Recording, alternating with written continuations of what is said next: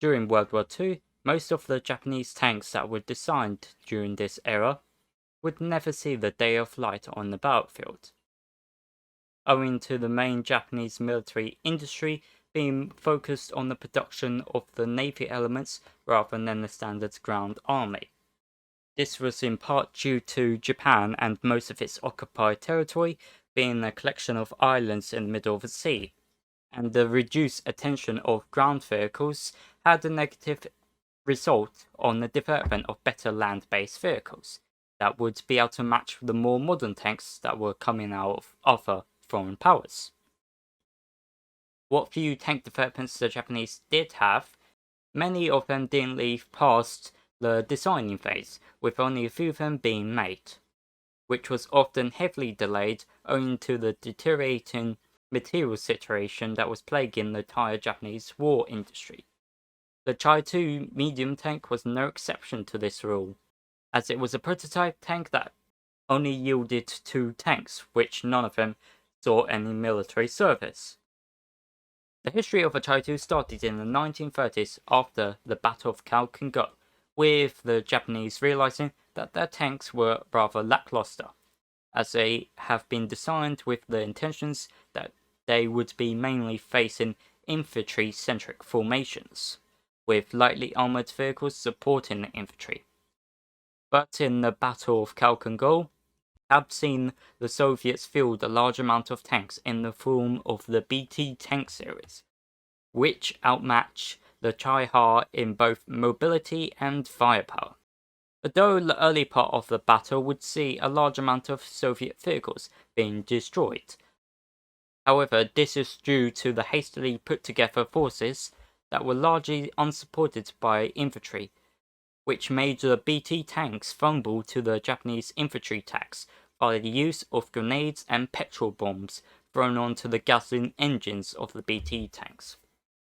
But the battle would change when the new Soviet commander Grigory Zhukov, a man that would be later known as the mastermind behind the defense of Stalingrad, unleashed a mechanized force of armor supported by both infantry, artillery, and air units that circled the 23rd Guantan Army Division and was subsequently destroyed.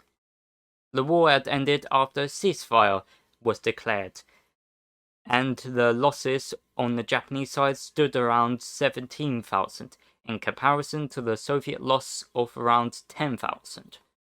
Which showed that the Japanese infantry-centric formations, without the heavy support from both artillery and tanks, wouldn't be practical for the future wars, as the use of mechanized formations would later come to dominate the battlefield, especially in the Western Front, with tanks becoming the main centerpiece for this future type of warfare.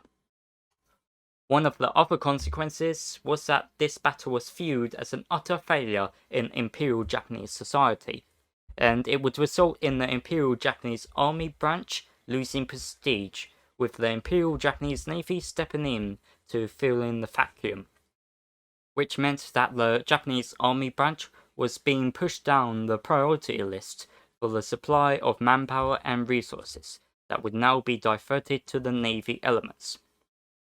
But even with the loss of prestige, the Japanese army began to learn from the failure of Khalkhin Gol. One of the first changes that happened was the shift from the use of anti-infantry tank guns to anti-tank guns mounted on tanks. With the example of a Chi-Ha early Type 97 57mm short-barreled gun being changed to the Type 1 47mm gun, which offered vastly better armor-piercing capabilities and accuracy at the cost of anti-infantry capabilities. Another one of their immediate changes was the set of new tank designs. One of these designs leading up to the Chi-He, which was essentially a Chi-Ha but with a few additional improvements. For example, it featured a better engine, the armor thickness was increased, and the hull was redesigned to simplify construction. It was an improvement over the Chi-Ha, but it was soon to be shown that it was still not adequate enough for the continuously improving tank designs of foreign powers. And so the Japanese army began to design a new tank that would be later known as the Chi-2. The project began at the 4th Army Technical Research Institute under the lead of 2nd Section Lead Colonel Kosul Murata, who was the same colonel that was also involved in the design of the OI heavy tank. The initial concept design of the Chi-2 was rather shallow in terms of its improvements over the Chi-He, with the tank only featuring 15mm of armour at the thickest, which was initially a bit more thicker than the initial design of the Chi-He of around 35mm. But by 1942, the Chi-He's frontal armour was increased to around 15mm thickness at the front. Other improvements was the inclusion of electronic turret drive to improve turret rotation rate, a radio set for communication, a new synchronous mesh transmission and hydraulic steering, which altogether improved the handling of the tank. The initial design speed of the tank was going to be around 40 km per hour. The initial primary armament was going to be a 47mm tank gun, but there was a consideration early on to arm the tank with a 57mm high-velocity long-barreled gun. With World War II ramping up and the various nations began making more heavily armoured vehicles, the Japanese began to design a 57mm tank gun for the Chi-2 that was based off the design of the motorized 57mm towed anti-tank gun that was being developed to be used by the infantry in 1941. However, work on the motorized 57mm towed anti-tank gun would later be cancelled, and the Chi-2 was going to be armed with a similar gun designated 57mm tank gun machine. The design of the Chi-2 was then finished in January 1943, but by then it was considered obsolete, with the Japanese using intelligence reports on the tank designs that were coming out of Germany and the Soviet Union. At the time, these were designs like the Panzer IV and Tiger I, which in the latter case, Japan did buy one, but it was sunk in the sub that was carrying the tank while in transit to Japan. Plus, the war with the Americans saw them field the M4 Sherman, in which the Chi-Ho was woefully outmatched. These intelligence reports further fueled the thought that the 57mm tank gun was now considered obsolete in an anti-armour role, and there was a general dissatisfaction with the gun early on during the design. And in the Chi-2 Corrective Research Implementation Plan, there was a notation that the 57mm gun should be replaced with the experimental 7.5cm tank gun, which was a tank gun that was based off the Type 4 7.5cm anti-air gun, which was in turn also based off the Swedish Bofors 75mm Leverkusen M29, which was captured during the Japanese invasion of China, and was subsequently copied. But this gun would be mounted on the first prototype. The first Chi-2 prototype was completed on the 8th of May 1944. The initial projected weight of the Chi-2 was going to be around 20 tons, but when the first prototype was constructed, it had weighed around 24 tons. The Chi-2 was larger than the Chi-He, with the size of the Chi-2 being 6 meters 34 centimeters in length, 2 meters and 87 centimeters in width, and finally 2 meters 67 meters in height. The armor thickness at the front was 75mm at the thickest. On the sides, it was around 25 to 35mm, and on the rear, armor was around 50mm thickness. The turret armor was 75mm at the front, 35 to 50mm on the sides, and it is assumed that the armor thickness of the rear was around 50mm. The Chi-2 was powered by a 412 horsepower Mitsubishi AL air-cooled diesel engine with a fuel capacity of 400 litres giving it a range of 250 kilometers. The main gun mounted was the experimental 57mm tank gun Machine, along with 2 machine guns, one in the hull and one in the turret. The prototype was then tested at the 4th Army Technical Research Institute and the Sarigami Proving Grounds. At first, the test with the Chi-2 was good, with the tests on the chassis being rated as excellent, with the new engine functioning well with the engine cooling system and the handling as a result of the new hydraulic steering mechanism and improved transmission was also highly praised. During the mobility tests, the tank reached a maximum top speed on road of around 46 km per hour. But these successful testing started to sour when the 57mm tank gun was being tested. One of the first problems that was discovered was the rivets on the turret loosening up as a direct result from the recoil of the gun firing, which caused difficulties in rotating the turret on angled terrain. The 57mm gun also itself underachieved, with the muzzle velocity only reaching 798 meters instead of the design specified 810 meters per second.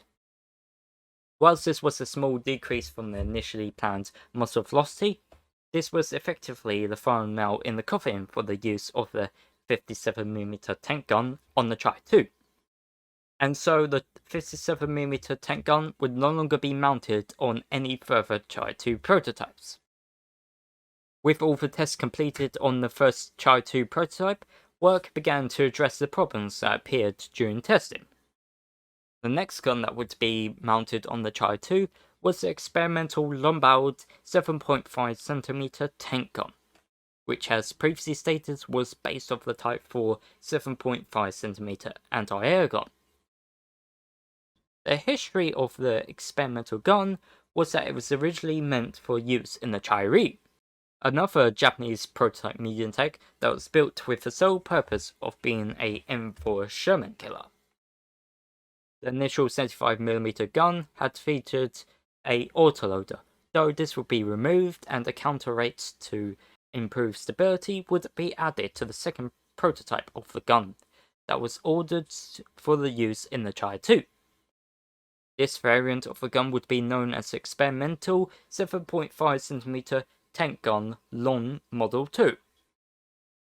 Tests would be conducted on the gun for both muzzle velocity and penetration, with the gun actually falling short on the design specs for the muzzle velocity on its armor-piercing rounds, 819 meters per second instead of the design specified 850 meters per second. Whilst the high explosive round did meet the design spec on the muzzle velocity. The penetration of the gun would be recorded using cast iron targets that was around 25% weaker than its equivalent in rolled homogeneous armor.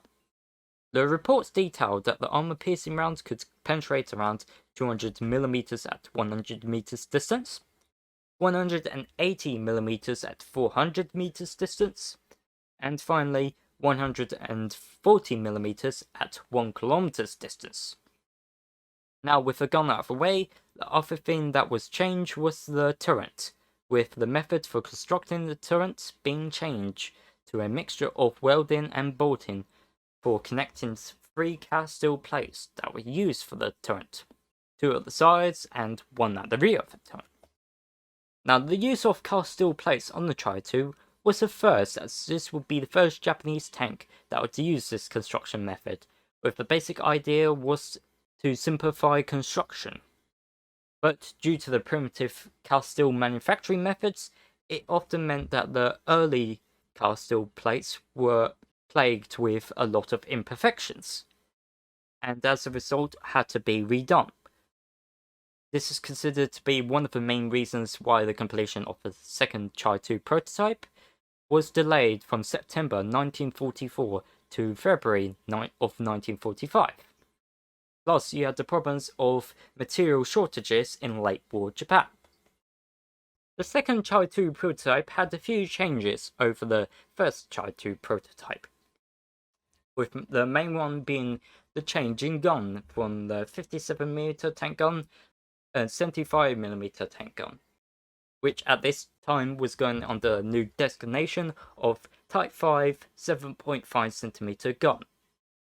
The weight of the tank was increased from 24 tons to 30 tons, and the turret of the Chi-2 was enlarged slightly to make way for the 7.5cm tank gun. After the completion of the second Chi-2 prototype, testing was scheduled from the 26th of February to the 30th of March, where it would undergo testing, where it would largely perform as well as previously stated in the previous Chi-2 prototypes. Though there were a few problems, one of them being the gun's automatic opening and closing gun breech lock mechanism was found defective after firing a total of 24 high explosive shells and 2 anti-aircraft rounds. But after the firing test of the gun, the turret of the Chi-2 was then removed and put onto the chassis of a Chi-Nu to see if it was practical to mount the turret with the Type 5 7.5cm tank gun on the Chi-Nu. These modifications to the Chi-Nu resulted in the new designation for the tank of Chi-Nu Kai. Testing was done on the turret and the gun, both proving excellent on the chassis of the Chi-Nu, but it came with the caveat that the gun would have to be modified. After all the testing was conducted, the activity on the Chi-2 was quiet until July 1945, when the Chi-2 was reportedly to be at the Chiba Tank School, where it was going through a service test. The mobility of the Chi-2, despite the increase in weight to around 30 tons, did not suffer, and it was rated excellent, with the hydraulically assisted steering being reportedly easily enough to be operated with a single finger. Firing tests were planned for August the 15th, but the war had ended on the exact date, and as a result, the tests were carried out. After the war, both of the Chi-2 prototypes was then dumped into Lake Hama to avoid capture from the Allied forces. But one of the Chi-2 prototypes was recovered by the US, with the status on the second one being unknown, though there were efforts in 2013 to locate the other prototype, but nothing was found. The captured Chi-2 was then taken by the US during post-war investigations, and was shipped to Aberdeen Proving Grounds in Maryland for testing in 1947. No reports exist publicly on what tests were conducted on the Chi-2, but by 1952, the Chi-2 was no longer of any use for study, and along with other Japanese prototype tanks, such as the Chi-Ri and the Chi-Nu, was subsequently scrapped. Thanks for watching, and I hope to see you in the next one. Have a good day.